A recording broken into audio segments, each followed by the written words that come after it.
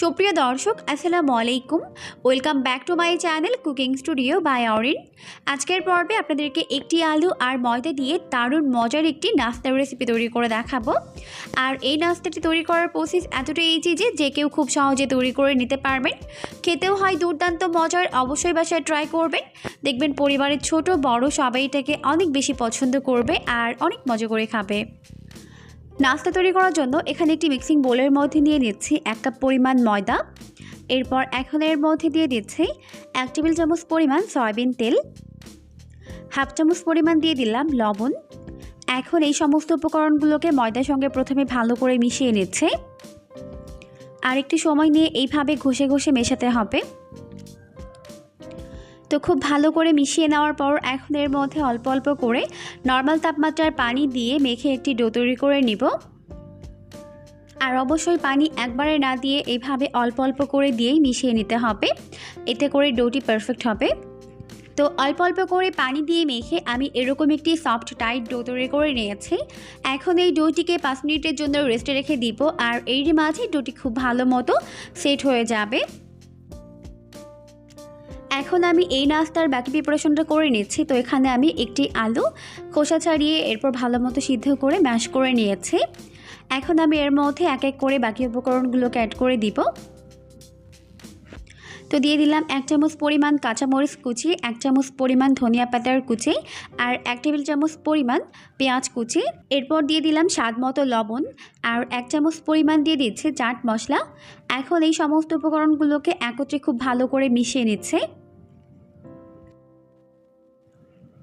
তো খুব ভালো করে মিশিয়ে নিয়েছি আর এখন আমাদের নাস্তার ভেতরে পুরটা রেডি। এখন এটাকে একটু সাইডে রেখে দিচ্ছে। আর এইদিকে ময়দার ডোটিও খুব ভালো মতো সেট হয়ে গেছে। এখন এই ডোটিকে আমি আবারও ওইভাবে একটু মেখে নিচ্ছি। এরপর এই ডোটিকে আমি 2টি ভাগে ভাগ করে নিচ্ছি।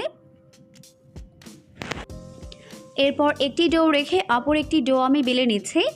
আর বেলার সুবিধার্থে একটু ময়দা ছড়িয়ে নিলাম, এতে করে বেলতে সুবিধা হবে। তো এটাকে আমি একটি পাতলা রুটির মতো করে বেলে নিব। আমরা যেরকম নর্মাল রুটি খাই ওরকম করে পাতলা করে এটাকে বেলে নিতে হবে।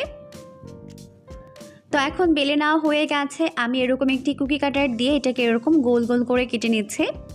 আপনারা এখানে চাইলে গ্লাসের মুখ কিংবা যে কোনো কৌটার কাপও ব্যবহার করতে পারবেন। এখন বাড়তি অংশটিকে উঠিয়ে নিচ্ছে। আর এগুলোকে কিন্তু ফেলে দিবেন না, এগুলোকে আবারও বেলে এরকম করে নাস্তার শেপ তৈরি করে নিতে হবে। তো এখন আমি নাস্তার শেপ তৈরি করে নিচ্ছি। তো এর মাঝখানে আমি এরকম করে আলুর পুর দিয়ে দিলাম।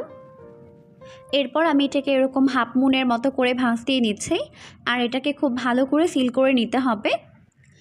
এখন এর মুখটা খুব ভালো করে সিল করে নেওয়া হয়ে গেছে। তো এখন আমি একটি ছুরির সাহায্যে এইভাবে এটাকে কেটে নিচ্ছি। এরপর হাতের সাহায্যে এইভাবে করে পাপড়ির মতো করে তৈরি করে নিচ্ছে। আমার হাতের দিকে লক্ষ্য করলেই বুঝতে পারবেন আমি এটা কিভাবে করে নিচ্ছি। তো ব্যাস তৈরি হয়ে গেল একটি নাস্তার শেপ। তো সেমভাবে আমি সবগুলোকে তৈরি করে নিব। তো এখন আমার সবগুলো নাস্তার শেপ তৈরি করে নেওয়া হয়ে গেছে। এখন এইগুলোকে ফ্রাই করে নিব। তো এই জন্য চুলায় একটা প্যান বসিয়ে দিয়েছি আর প্যানটিকে ভালো মতো গরম করে এর মধ্যে যথেষ্ট পরিমাণে সয়াবিন তেল দিয়ে তেলটিকে মিডিয়াম গরম করে নিয়েছে। এখন এর মধ্যে একটি একটি করে নাস্তার শেপগুলোকে দিয়ে দিচ্ছে। তো সবগুলো নাস্তার শেপ দেওয়া হয়ে গেলে এখন চুলার আঁচটিকে মিডিয়াম ফ্লেমে রেখে এইগুলোকে ভেজে নিতে হবে। আর মিডিয়াম ফ্লেমে ভাজার কারণে কিন্তু নাস্তাগুলো অনেক বেশি ক্রিস্পি হবে। নাস্তাগুলোকে ভাজতে ভাজতে যখন নাস্তাগুলোর মধ্যে এরকম সুন্দর একটা কালার চলে আসবে তখন চুলার আঁচটিকে বাড়িয়ে দিয়ে এইগুলোকে উল্টে পাল্টে গোল্ডেন ব্রাউন করে ভেজে নিতে হবে। তো এখন নাস্তাগুলো উল্টে পাল্টে গোল্ডেন ব্রাউন করে ভেজে নেওয়া হয়ে গেছে। এখন আমি নাস্তাগুলোকে তেল ঝরিয়ে তেল থেকে উঠিয়ে নিব। তো এখন আমি নাস্তাগুলোকে তেল ঝরিয়ে তেল থেকে উঠিয়ে নিচ্ছি আর এইগুলোকে উঠিয়ে আমি একটি কিচেন টিস্যুর উপরে রাখবো, এতে করে এক্সট্রা তেলটা অ্যাবজর্ব হয়ে যাবে। তো এখন আমার সবগুলো নাস্তা ভেজে উঠিয়ে নেওয়া হয়ে গেছে আর এগুলোকে আমি টমেটো সস দিয়ে সার্ভ করে নিয়েছি। নাস্তাগুলো কিন্তু খেতে দুর্দান্ত মজার হয়, অবশ্যই বাসায় ট্রাই করবেন। দেখবেন পরিবারের ছোট বড় সবাই এটাকে অনেক বেশি পছন্দ করবে আর অনেক মজা করে খাবে।